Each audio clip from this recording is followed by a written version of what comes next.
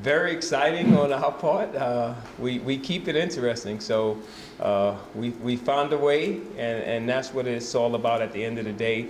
We were able to defend well enough to keep ourselves in the game, and we were able to make enough shots to win the game, and that's what it's about at the end of the day. You guys have been giving up some of those runs, some of those times, obviously it cost you the lead in the first half, in the second half they retake the lead, but you guys have always answered with a run of your own, and it's, what is it about this group that lets them fight back at you? We have the resiliency of a very good team, and we're very deep, I think. We can play several guys, and several guys have been stepping up. Different guys have been stepping up and helping us win games.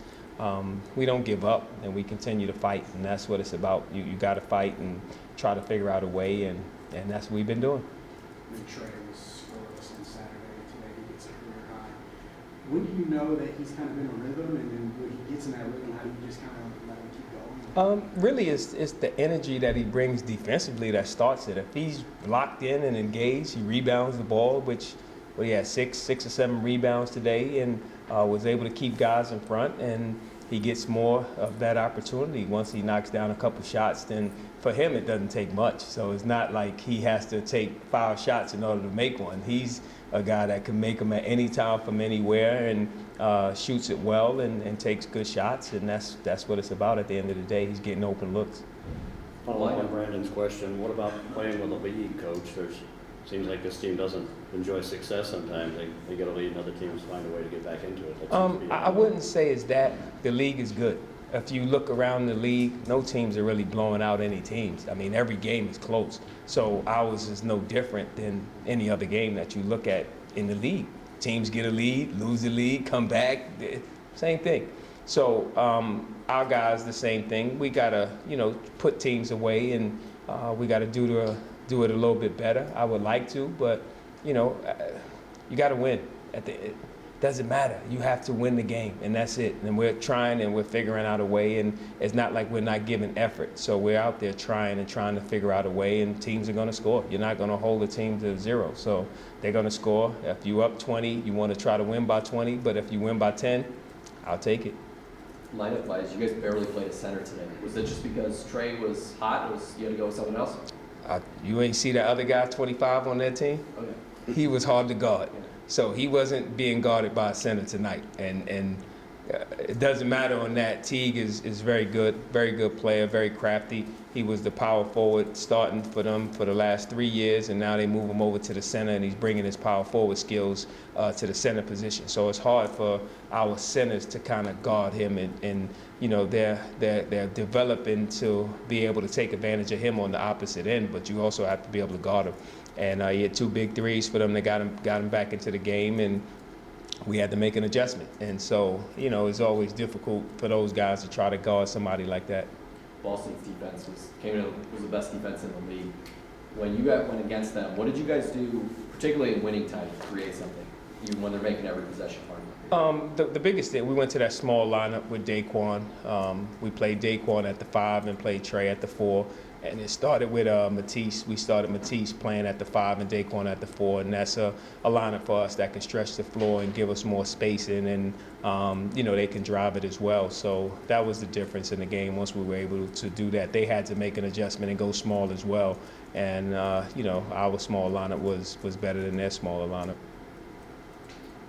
Coach, for as good of a perimeter player Turner is, it's got to feel nice to see him after the quiet first half. The first 4 points he got in the second half weren't from shots. It was from him over his head, playing bigger than his size, out-rebounding people, and kind of started off that 20-point second half with 4 harder points. That's got to be a pretty good sign from your guys. It's definitely a great sign for Justin to be able to figure it out, because that's what it is at the end of the day. You got to figure it out. And he was able to get some easy ones, and that got him rolling. He was able to get something in transition. That got him going, and then he was able to get it in the half-court set.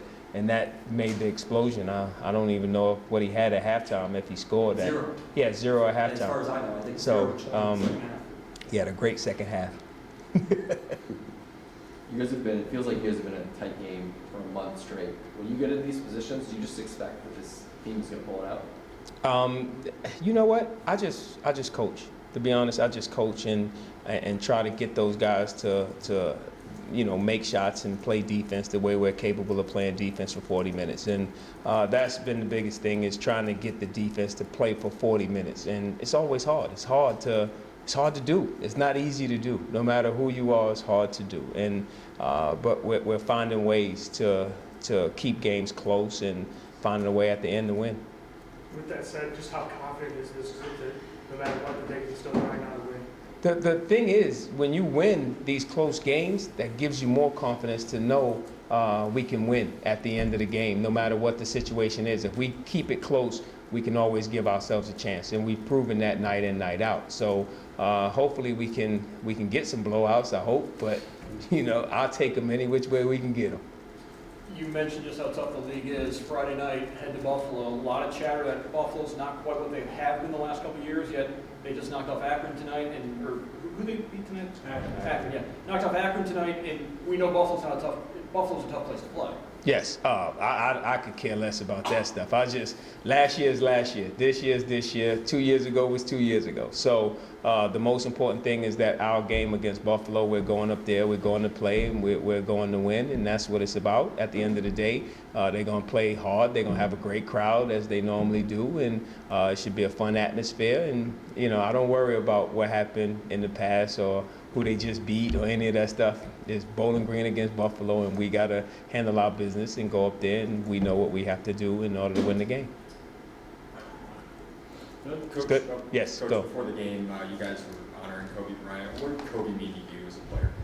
Oh, to me, I when I was still playing when Kobe came in the league, I was playing professional, and got a chance to see him and got a chance to meet him when I was an assistant down in Miami. He came up several times and got a chance to talk to him, and he's been huge for basketball, and the difference of him transcending the game of basketball and what he brought to it in the championships, and just the work ethic that he showed, that kids now and forevermore are trying to be like Kobe, and trying to inspire, and he inspired just the world. I mean, you just think of him taking all this stuff over to China and making that go now, and what they do over there, and it just meant so much. It's just, it's always sad that, when Kobe passed in that the helicopter crash, that, the thing that get lost in the whole is his family. You got the wife who, now she loses a husband, and the daughters lose a father and a sister, and it's just, that's the part that's sad. So when we stop thinking about it, they're still mourning that. So that's the part that kind of get lost in the shuffle.